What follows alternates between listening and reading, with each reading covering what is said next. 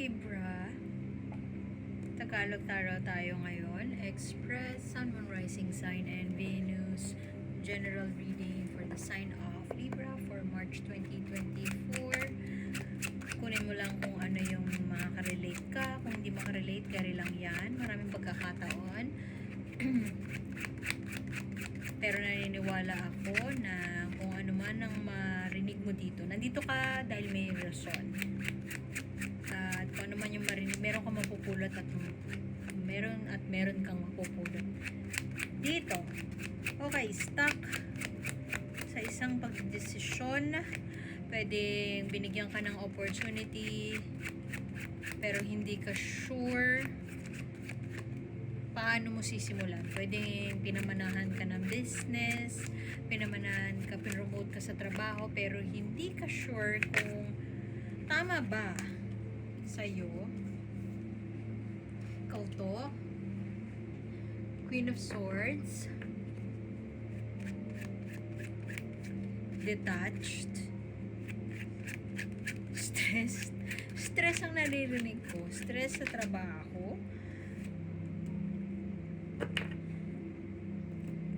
So, parang you'd rather not accept yung posisyon. Usually, ang reference ko dito, cold-hearted bitch. Ikaw to. Ayoko sabihin na ikaw kasi mabait ang mga Libra and very peace-loving. Pero itong tao na to ay very detached. Marami bang may utang sa'yo? May utang pero ayaw mo, parang napipick up ko, it's either ayaw mo mag-interact or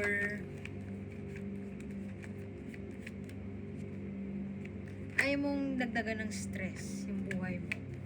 Masyadong peaceful ang buhay mo. So kung ano man ito, may pamana sa'yo or nanalo ka sa loto. Wow.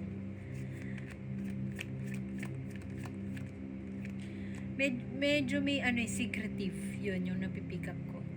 Secretive sa mga bagay-bagay. Ayaw mo mag-interact, detach, ayaw mo magbigay ng opinion, ayaw mo magbida-bida. Kasi maaaring feeling mo ito, baka it's either ayaw mo magkamali or ayaw mo lang madagdagan pa yung trabaho mo. So, bala kayo dyan. Yan ang peg mo. Mukhang career to, dear Libra. Ayaw mo mag-spend. Pwede din gusto mo mag-resign, pero tinatanong mo pa yung sarili mo kung magre-resign ako. So, first step mo siguro is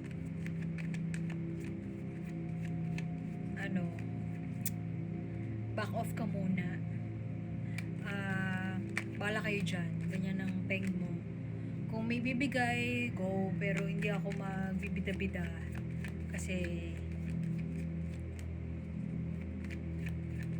natuto na ako. Parang ganon. Pwedeng opportunity to travel. Pagod. Overwork. Burnt out. Stress sa trabaho. Tapos hindi ka naman kumikita ng ganun kalaki para sa amount of workload that you have. Pwede ding hindi siya stable, so nag-iisip ka ng way para umalis. Missed opportunity. Napalampas. Marami kang napalampas. Pwedeng may offer sa'yo to work overseas. Pero hindi mo tinanggap kasi parang parehas sa Pisces ba or Aquarius. Binigyan ng may ibang na-promote. Alam mo na para sa'yo yung posisyon pero iba yung promote. Tapos puro pangako na napako na lang. So, ang dami mong sinakripisyo, ang dami mong iniwan para lang magstay dito sa trabaho. Pero ang resulta is hindi ka naman inalagaan in a way na gusto mo, or pwede rin na hindi ka binigyan ng kung ano yung tingin mo na deserve mo. So ngayon, ano ka na, parang ito na, detached ka na, apathetic, parang wala akong pakialam na, ganun. I mean, may care ka pa rin naman sa puso mo, pero hindi mo lang siya sinashow. Medyo disengaged ka na ngayon. At nagre-reassess ka saan ka,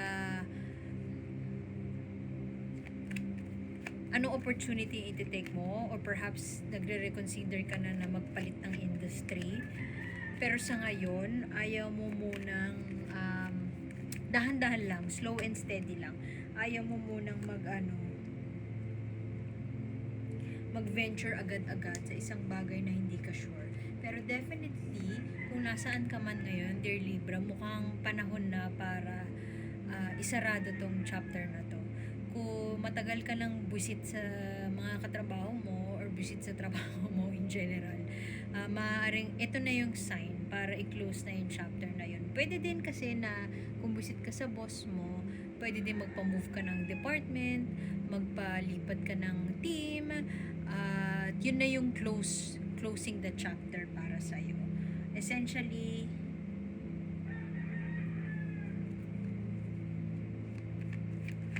ayaw mo nang umeffort. Yun yung nakikita ko. I mean, pagod ka na, pero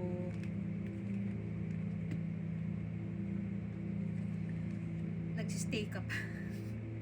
Gusto mo ba magstay? Gusto mo bigyan ng chance? Gusto mong bigyan ng chance yung trabaho mo, yung mga katrabaho mo, or yung boss mo? Gusto ko ng clarification dito. Kasi meron kang pipiliin. Pwede kang may katrabaho na umalis na, tas susundan mo siya, or yayayain ka niya doon sa workplace niya. Tapos, yun na yung sign na aalis ka na doon sa current work mo ngayon. At doon mo, kasi pag alis mo, pag kinlose mo na yung chapter na yan, pag ano ka na, nag-move on ka na, pag natapos mo ng indahin,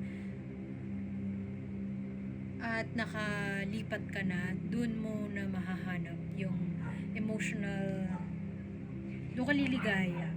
Kasi parang pagod ka na, gusto mo nang umalis. Ito, alis. So, pag alis tong dalawang to. Tong car, sorry sa ingay. Masyadong giddy yung mga aso sa kapitbahay namin. Ayaw mo pang umalis sa ngayon eh. Pero, ang essence nito ay pag-alis. At ang essence din nito ay pag-alis. Pagod na.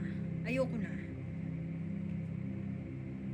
Ano yung tinwit ng star dati? Pagod na ako. Ganon. Kung magtutweet ka, tapos hindi mo sadya na mag-tweet ng something na ikalalaglag ng kumpanya. Pero, yun. Kung meron ka ito-tweet, pagod ka na. Tapos ngayon, parang nire-review mo yung options mo. Hindi ka nawawalan ng pag-asa eh. Kasi alam mo may kalalagyan ka. It's just that sa ngayon, parang hindi ka steady lang. Hindi ka nagmamadali. Or sinasanay mo pa, tinitraining mo yung sarili mo na hindi na makialam. At maging apathetic or whatever. So, ingat ka na yung stress mo ang magiging cause ng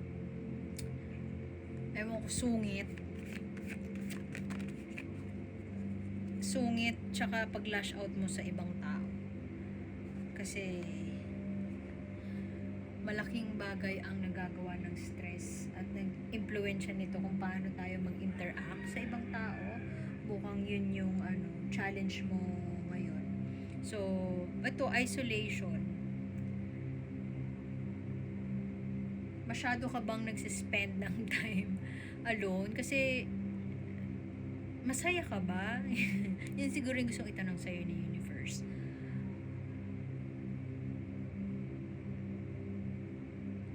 Pag no ka lang no sa mga imbitasyon para makilala ka, hihinto na yung mga tao na imbitahin ka. Maaaring ina-isolate mo yung sarili mo kasi parang sick and tired ka na, fed up ka na sa mga bullshit ng ibang mga tao. So, dahil fed up ka na, nilalayo mo na yung sarili mo. So, hanggang kailan mo i-isolate yung sarili mo to a point na parang ikaw na yung gumagawa ng way para hindi ka makita ng mga tao. Kasi alam ng mga katrabaho mo kung gaano ka kagaling. Alam nila kung gaano ka ka-amazing. Pero kung ang sagot mo ay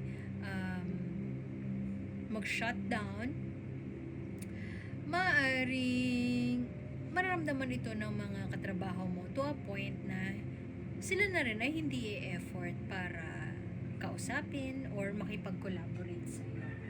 So,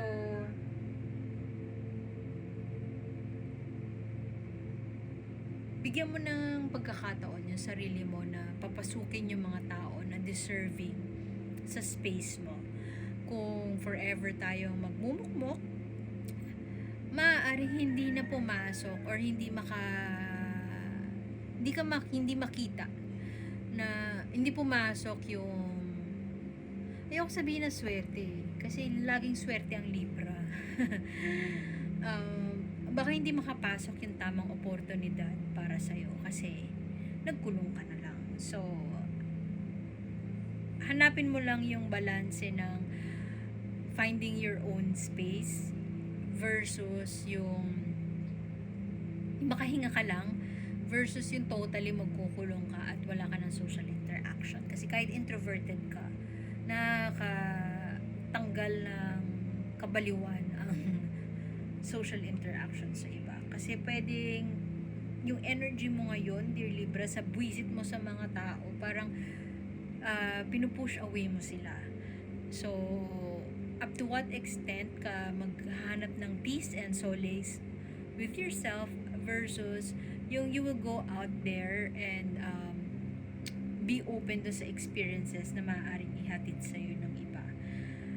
At remember, once you close that chapter, dun darating ang kaligayahan or self-care. Pwede ding sign ito na spend some time with yourself, self-care. Kung gusto mo mag-isa, spend it alone doing self-care.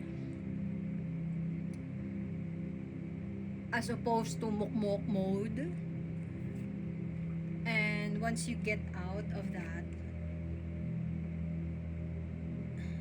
maaaring doon na dumating yung strange, unfamiliar, kakaibang oportunidad na nararapat para sa iyo. So, ingat sa